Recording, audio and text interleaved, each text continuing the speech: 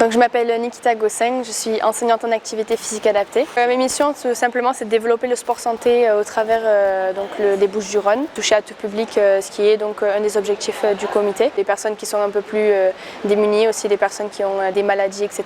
Et j'ai fait du coup une licence STAPS APAS. Moi, je ne fais pas du tout de tennis de table, moi je suis carrément dans l'athlétisme. L'objectif, c'est d'adapter à chaque type de public que j'ai. Donc, par exemple, vu qu'on est dans le sport santé, nous, l'objectif, c'est pas que les personnes deviennent des champions de tennis de table, quoi que ce soit, c'est vraiment amener l'activité tennis de table à donc pouvoir travailler sur les 4 axes qu'on va évaluer en début de cycle de chaque programme. Donc le projet qu'on met en place, qui est notre plus gros projet au sein du comité, c'est Former Ping au bel âge, un programme passerelle qui est totalement gratuit pour les personnes plus de 60 ans. L'objectif à travers ce programme-là, c'est de favoriser l'autonomie, combattre la sédentarité, pérenniser aussi l'activité physique et aussi on va jouer un rôle social puisqu'on va travailler en groupe, on va pouvoir avoir des situations ludiques à travers tout ça. Donc pour donner un ordre d'idée, donc Former Ping au bel âge cette année sur 16 sites au total.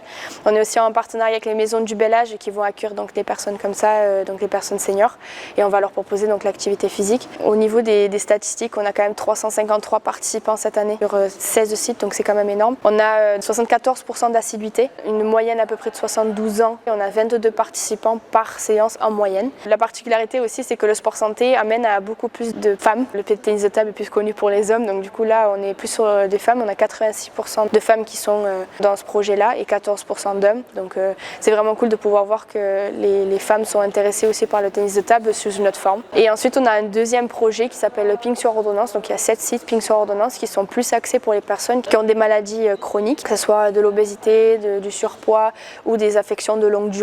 Donc par exemple le diabète, etc. Et l'objectif à travers ça, c'est de pouvoir vivre avec sa maladie et qu'on puisse faire de l'activité physique pour qu'ils aillent mieux et qu'on puisse montrer que c'est assez important de pratiquer de l'activité physique.